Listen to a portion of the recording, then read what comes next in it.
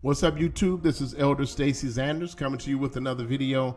But before we get into the video, let me just say that please subscribe to my YouTube channel and hit the like button and hit that notification bell to get all the latest updates on the new videos and content that we release. We're going to talk today about racism. I'm just going to define it today, and we'll get more in depth with this subject matter later on. But I had someone from the United Kingdom had sent me a message and said, could you make a video? She wanted to know more about racism, the different levels of racism. And I told her that I would do that, but we're going to get into it briefly today. We're just going to skim the surface, and then we'll dive in future videos a little bit deeper and kind of look at these four levels in detail. But today, let's just begin to define them. But before I define them, let me just read a quote from Dr. Martin Luther King Jr. He says, "I refuse to accept the view that mankind is so tragically bound by the starless midnight of racism and war that the bright daybreak of peace and brotherhood can never become a reality. I believe that unarmed truth and unconditional love will have the final word." All right, that's from the Dr. Martin Luther King Jr. Racism is a plague on society. Don't matter where you are on the planet, racism is a huge problem. And that is when one group believes that they are superior to another group. It's when one nation believes that they're superior to another nation. It's when one people believe that they're superior to another people. We have different hues, different skin colors. We have different cultures, different backgrounds. We come from different social societies. We have different economic, political viewpoints and positions. All of us are different, but that is what makes humanity so unique. The variety of people, colors, beliefs, cultures that is on this planet. And it's when one group of people, generally those who are in power, who have exalted themselves to a place to say that they are more, that they are better, that they are superior than another.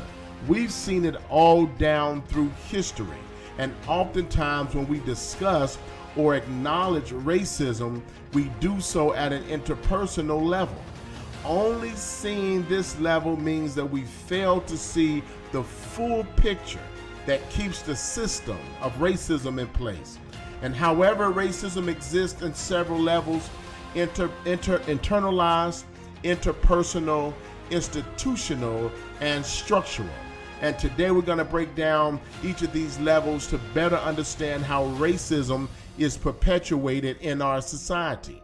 Number one, internalized racism is a set of privately held beliefs, prejudices, and ideas about the superiority of whites and the inferiority of people of color. Among people of color, it manifests as internalized oppression. Among whites, it manifests as internalized racial superiority. So whenever you have internalized racism, the one who is being oppressed feels down. Their rights are being violated. They're being seen as less than a human being. I believe in the concept, it is written that blacks is 1/5 of a whole person. That oppression has been internalized by people who was under that system for so long. And then it gives those who are not under that oppression a superiority, that to believe, or they begin to internalize that we are superior than those people. All right? Two is interpersonal racism, the expression of racism between individuals. It occurs when individuals interact and their private beliefs affect their interactions. Or sometimes people who believe they're superior, they lift themselves up because they're in high society and they cannot deal with people of such low estate, and they begin to treat them differently or you have people who are being oppressed, look at those people who believe that they're superior, and they begin to act differently, as if my value or my worth is not high enough to deal with these individuals. My grandfather told me once, he grew up back in the 50s and the 60s, and he said something that it really bothered me. He said, when they would walk down the street, said if you was on the sidewalk and a white woman was walking down the sidewalk, he said you had better put your head down, step out into the street and walk past, and don't lift your head up and look at that white woman. I said, man, that's crazy. I said, I'd have never done that. He said, oh, you would have done it if you lived back in that time. But that's what it means when you start to internalize that I'm inferior. And then you have another group internalize within themselves that I'm superior. Okay, number 3, institutional racism is discriminatory treatment, unfair policies and practices, and inequitable opportunities and impacts within organizations and institutions, all based on race, that routinely produce radical, inequitable outcomes for people of color and advantages for white people. Individuals within institutions take on the power of the institution when they reinforce racial inequities. They believe that they are right.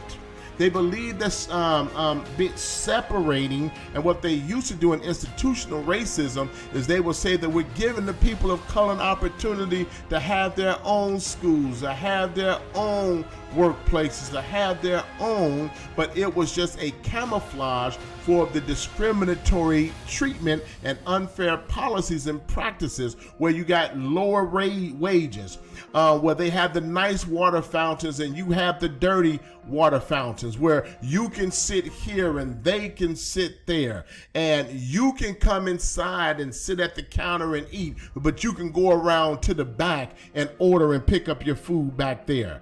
Institutional racism and its discriminatory treatment, unfair policies and practices, and inequitable opportunities that has been dispersed.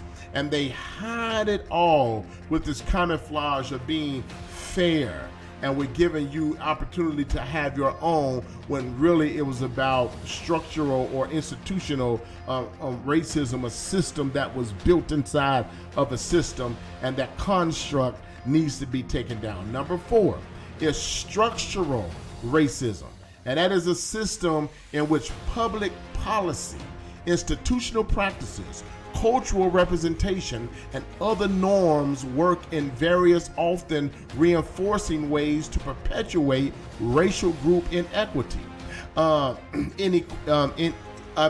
inequality. It is racial bias among institutions and across society. It involves a cumulative and compounding effect of societal factors, including the history, culture, ideology, and interactions of the institutions and policies that systematically privilege white people and disadvantage people of color. So they build a building and a structure based upon policies and practices that make sure that one group gets an advantage and the other groups do not get an advantage. So these are just the 4 levels of racism and how they are constructed. And we're going to dive into this more to begin a process of understanding it. We have to deal with the elephant in the room. You cannot be afraid to talk about what is, because if change is going to take place or happen, somebody have to speak up. Somebody have to say something. There's many people speaking up about it, but we have to become one voice, one mind, one people. Black, white, brown, blue, green, purple. It does not matter.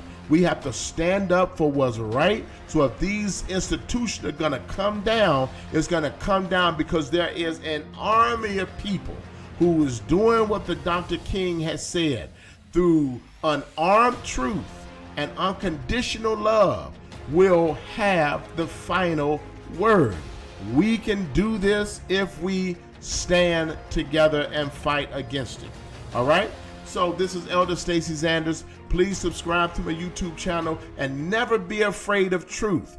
The Bible says the truth will make you free. Until the next time, as always, God bless.